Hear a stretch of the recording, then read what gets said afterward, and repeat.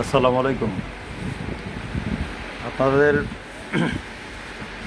আজকাল ফেসবুকে ঢুকলে অনেকেই দেখি জান্নাত বিক্রি করে লেগেছেন। কেউ অমুক দল করলে জান্নাতের টিকিট পেয়ে নেব, অমুক দল করলে মৃত্যুর পরে জান্নাত নিশ্চিত। আচ্ছা ভাই, আপনারা তো এত নিশ্চিত দিয়ে লেগেছেন, যেখানে সবাই জানি, আমরা মুসলমান যারা জানি, হাসরের ময়দানে আল্লাহর দয়াল নবী ছাড়া, মোহাম্মদ রসুল্লাহ সাল্লাল্লাহু আলাইহি সাল্লাম ছাড়া সব নবী রসুল যেখানে ইয়ানাফসি ইয়ানাফসি করবে, তারা নিজেদের বাঁচানোর জন্য ইয়ানাফসি ইয়ানাফসি করবে, সেখানে আমাদের একমাত্র দয়াল নবী মোহাম্মদ রসুল্লাহ সাল্লাল্লাহু আলাইহি সাল্লাম ছাড়া কেউ সুপারিশকারী নাই। সেখানে ভাই আপনারা জান্নাত বেচে লাইতেছেন, বুঝলাম না কেমনে কেমনে জান্নাতের ইয়া করে আপনারা কোনো কাউন্টার খুলছেন। আরে ভাই, জান্নাত কি এত সোজা জিনিস? কি কোন ভাই, এরা কি খাইয়া কথা কোন, আমি কিছুই বুঝি না মাঝে মধ্যে। আপনি জান্নাত জান্নাত করেন, আপনার মারে বাদ দেন। এই আপনার প্রতিবেশী যে আরেকজন না খাই আছে তার খবর নেন। আপনি মসজিদে যাওয়ার আগে যে খাবারটা খাইছেন এটা হালাল খাইছেন? আপনি মসজিদে যাওয়ার সময় যে মানুষের সাথে কথা বলছেন, এই কথাগুলা কি সত্য বলছেন? ইবাদত শুধু নামাজ পড়া কপাল ফুড়াই লাইলে হইতো না। ইবাদত কবুল হওয়ার দুইটা শর্ত দিয়া দিছে, হালাল খাইতে হইব, সত্য কথা বলতে হইব, এরপরে যায় ইবাদত কবুল। আর আপনারা দিনের মধ্যে মিশা কথার ফ্যাক্টরি খুললে বই রয়েছেন, ঠিকাদারি লয়ে বই রয়েছেন, হালালের কোনো গন্ধই নাই। আপনারা ফেসবুক আইয়া জান্নাতের টিকিট বেচা শুরু করেছেন না?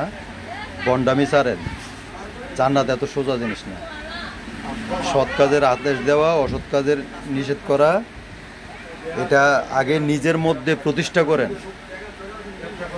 নিজের প্রতিবেশী, আপনার দ্বারা আপনার ভাই, আপনার প্রতিবেশী, আপনার আত্মীয় স্বজন, তারা কষ্ট যাতে না পায় এই জিনিসটা মাথায় রেখেন।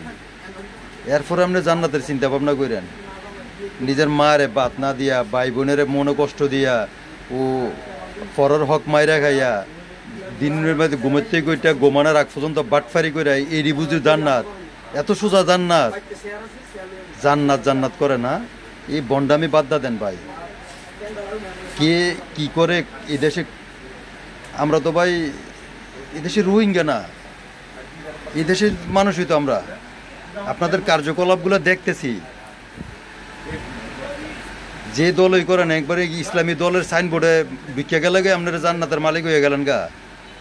এত সোজা? আমলনামা তো আমাকে দেখা নাকি? আমরা তো নিজ সচক্ষে দেখতেছি আমলনামাগুলো আপনাদের। এই বন্ডামি বাদ দেন, এগুলা এই ফেসবুকে এই ধরনের নীতিবাক্য করেন না। আপনার দ্বারা দৈনিক ঘুম থেকে ওঠার পর্যন্ত দৈনিক কয়টা মানুষের উপকার করেন? কয়টা মানুষ আপনার দ্বারা উপকৃত হয়েছে?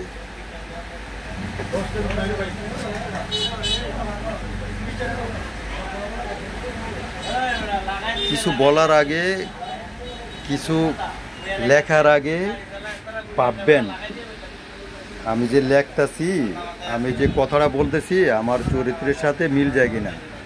আরে ভাই, 24 ঘন্টার মধ্যে মনে হয়, আমি মানবিক কাজ করি না, আমি বলি না আমি ভালো, তারপরও যতটুকু পারি, জন্মের পর থেকে দাদা দাদির থেকে শিখছি, বুঝের হওয়ার পরে বাবা মার থেকে শিখছি, যতটুকু পারি দৈনিক কমপক্ষে 2টা মানুষের উপকার করে এরপরে ঘুমাই। কমপক্ষে 2টা মানুষের উপকার করে, তারপরেও তো ভাই নিজে অপরাধী মনে হয়।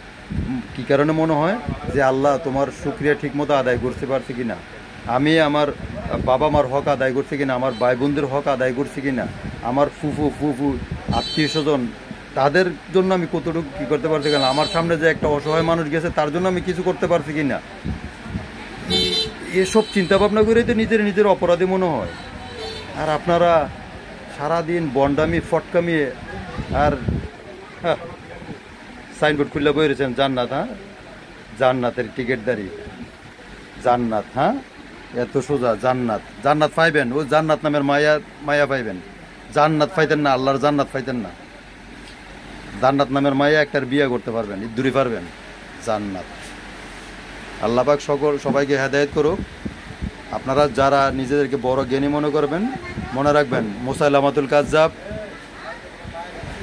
ইয়াজিদ, ইবনে তাইমিয়া, ওরা কিন্তু আপনাদের চেয়ে ভালো ভালো ভালো অনেক গুণ জ্ঞানী ছিল। এবং এই যে আমাদের কান্দে যে আমাদের মনে যে ঢুকে রয়েছে শয়তান আজাজিল, আজাজিল কিন্তু সে কিন্তু ভালো পরেজগার লোক ছিল, পরেজগার ভালো পরেজগার ছিল। এবং পৃথিবীর এমন কোনো জায়গা নাই যে এই আজাজিলের সিজদা করে নাই। তারপরে কিন্তু আল্লাহর অভিশপ্ত শয়তান, জিনিসটা মাথায় রাখেন। মানুষকে বিভ্রান্ত করবেন না, ধর্ম নিয়ে খেলা খেলবেন না। ধর্ম এত সোজা জিনিস না। ধর্ম ব্যাপারে শুনবেন, শিখবেন, তারপরে ধর্মের ব্যাপারে আলাপ আলোচনা করবেন। স্পষ্ট কোরআনের মধ্যে আছে বিসমিল্লাহির রহমানির রহিম, মান আরাফা নাফসাহু ফাকাদ আরাফা রব্বাহু। মান, যে ব্যক্তি আরাফান চিনতে পারছে নিজেকে, নাফসাহু তার নিজের মনকে, আপনি আগে নিজেকে চিনেন, ফাকাদ আরাফা রব্বাহু অতঃপর সে তার সৃষ্টিকর্তাকে চিনছে। আগে আপনি নিজে চিনেন। আল্লাহ পাক বলছে আমার চিনার আগে তুমি নিজে চিনো। আপনি চিনেন আপনি কতটুকু, তারপরে আইসেন ওয়াজ নসিহত করেন আরেকজনের জ্ঞান দিতে। ভালো থাকবেন, আল্লাহ পাক সকলকে হেদায়েত করুক। তবে ধর্ম ব্যাপারে যতটুকু জানবেন ততটুকুই বলবেন, ধর্ম নিয়ে বাড়াবাড়ি করবেন না দয়া করে। পৃথিবীর সকল ধর্ম কিন্তু বিলুপ্তি হয়েছে এবং হাসি ঠাট্টার হয়েছে শুধু এই ধর্ম নিয়ে বাড়াবাড়ির কারণে। আল্লাহ এবং আল্লাহর রসুলের কোরআন এবং সুন্নাহ আঁকড়িয়ে ধরে রাখেন এবং কোরআন সুন্নাহ ভালোভাবে পইরা তারপরে আসেন ধর্ম বেচতেন, যে বেচতের টিকিট বেচতেন না বেচাক দৈনিক কোরআনের কয়টা আয়াত তেলাওয়াত করেন, কয়টা হাদিসের তাফসীর পড়েন, ভালোভাবে পড়েন, ভালোভাবে লেখাপড়া করেন, কাজে লাগান। প্রয়োজনে হক্কানি ওলামায়ে কেরাম যারা আছে তাদের সংস্পর্শে যান, তাদের সাথে মিশুন। সকলে ভালো থাকবেন। আসসালামু আলাইকুম।